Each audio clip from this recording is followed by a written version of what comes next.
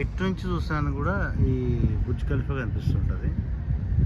ఇది వచ్చేసి 7 star hotel. దాని అనుకున్నది ఎగ్జాక్ట్లీ 5 స్టార్ హోటల్. చుట్టూ సముద్రం చుట్టూ బిల్డింగ్స్.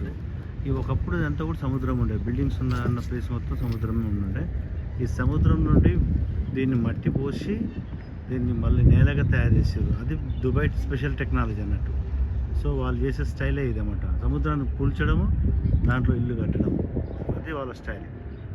సో ఎంత బాగుందో చూడండి, బ్యూటిఫుల్ బ్యూటిఫుల్ బ్యూటిఫుల్, చాలా బాగుంటుంది వాళ్ళ స్టైల్ అన్నమాట.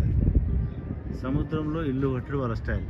అక్కడ అట్లా కనిపిస్తుంది చూడండి, అక్కడ ఒక ఐలాండ్ కడుతున్నారు. ఇప్పుడు ఆ ఐలాండ్కు దాదాపుగా 1000 ఎకరాల జాగా తయారు చేసేది సముద్రంలో వాళ్ళు. ఇక్కడ బోట్ వస్తుంది కదా, ఆ బోటుకి ఎగ్జాక్ట్లీ వెనకాల, ఇక్కడ ఎగ్జాక్ట్లీ ఆ ప్లేస్లో బ్యూటిఫుల్ అంటే బ్యూటిఫుల్, ఒక మంచి దీవిని తయారు చేసారు అక్కడ.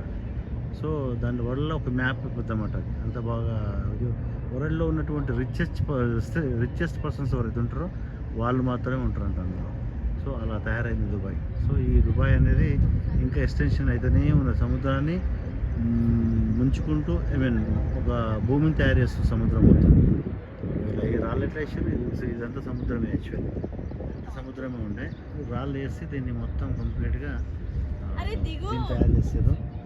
ఈ బిల్డింగ్స్ అన్నీ కూడా సముద్రమే అంట. ఒకప్పుడు ఇదంతా కూడా సముద్రం తీసేసి ఇల్లు రెసిడెన్షియల్ జోన్ చేసి మంచి వాకింగ్ ట్రాక్ ఉంది, సూపర్ ఉంటుంది.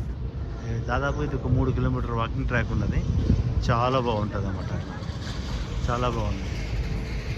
సో ఎక్స్ట్రా ఆర్డినరీ, దుబాయ్ అంటేనే ఎక్స్ట్రా ఆర్డినరీ, అంతే కదా, బాగుంది. చాలా ఉంది దుబాయ్, బట్ ఒక చిన్న పార్ట్ నేను చూపించింది మీకు, ఇంకా చాలా చూపిస్తాను.